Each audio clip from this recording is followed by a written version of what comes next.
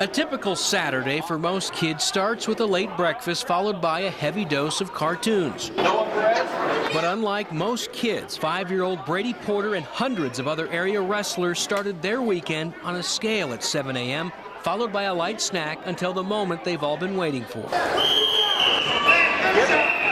which Brady considers pretty awesome. I'll say yeah, because I get to wrestle. Today's opponent is a familiar face. Brady has seen 3 occasions this season, and each time he's been the victor. But a minute into their 4th meeting, went through. Something happens that Brady hasn't experienced in their previous matches. Oh, they go to the head. The first-year grappler is in serious trouble. And he's done surprisingly well. He's only lost 1 match out of 5 tournaments. A big part of Brady's success has been thanks to the Spanish Springs Youth Program, where 3 nights a week, moms, dads, and volunteer coaches carve hours out of their schedules. This age group is unique because a lot of these guys, I would say 90% of these guys are first-year wrestlers. They haven't wrestled before, so they're in here learning the basics, and it's kind of neat watching them for the first time. Once you do a move on them and they're like, and take it down. That's the sound they make, huh? Yeah, no. No? They just go away very fast. For some, the motivation is purely parenting. We just wanted them to be involved and understand how to do a sport that was going to make them responsible for their actions. Hook his leg right there. Hook his leg. For others, this is a tradition. My dad wrestled when he was in high school, and then my brother wrestled, and I wanted it to keep rolling on. A legacy. You're a legacy. Yeah.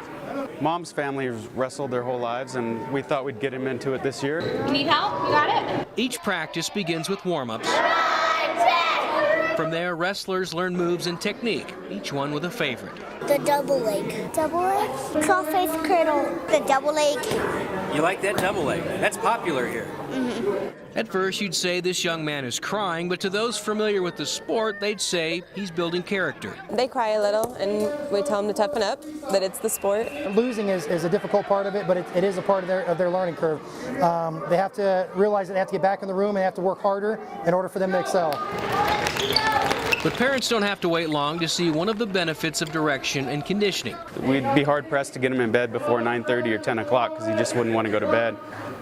But wrestling nights, we wrestle twice a week for practice, and tournaments every weekend, and he just passes out as soon as we get in the car. Back at the tournament, months of practice and conditioning are easy to see on the mat, as well as on the faces and voices in the bleachers. Oh, yeah. Yeah, you want to jump out there and wrestle that kid for them and fix it. Over on mat 3, Brady gets a break as the boys go out of bounds while he's on his back. Refocused, he settles down and listens to his coaches. And just like that, another championship medal is on the way. The only time he shows emotion is when they say his name over the intercom, and that's a lot of fun.